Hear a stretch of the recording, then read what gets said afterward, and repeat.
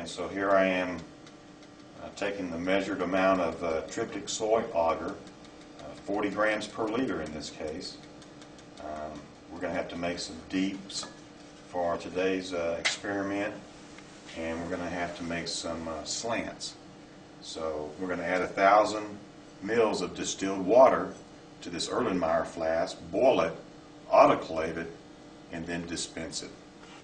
Okay, so we just put some distilled water into the flask with the tryptic soy agar. Tryptic soy agar being a complex media able to grow and sustain many types of organisms. So this is one of the things that we'll be using in the lab.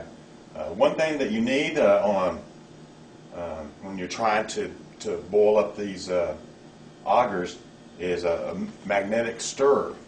Okay, so this is a magnet formed in a cylinder, and there is a magnet spinning inside this heater, and when you put this magnet in, it didn't go in.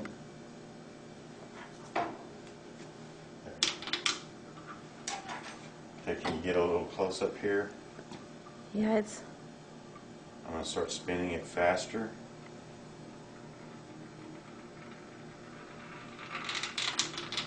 You get going too fast.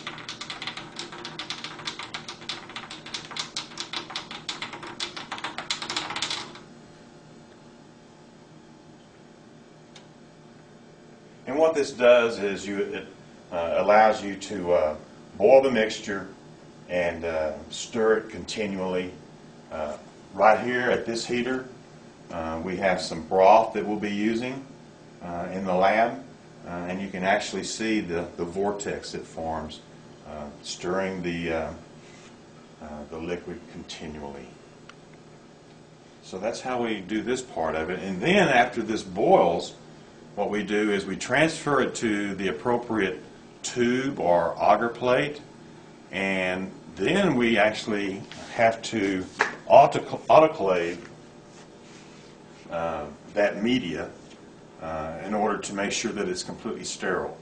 Okay, so whenever you get an agar plate or a tube from me in this lab, you can rest assured that there is no bacteria in it whatsoever, because before you get it, we autoclave it. This autoclave is set to run at 15 minutes, okay, at around 240 degrees Fahrenheit, and it develops up to 15 pounds of pressure. Okay, so basically what you have is a large pressure cooker.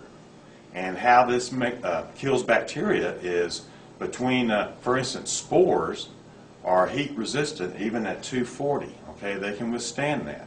But they cannot withstand the fact that that 240 degree gas is being pushed at 15 pounds per square inch into that spore. That is what kills the spore, all right? That breaks down the DNA. And of course, a vegetative cell is has no mercy inside the autoclave, all right? They die immediately at those pressures, all right? So that's how we do it and prepare media in the lab, in the microbiology lab.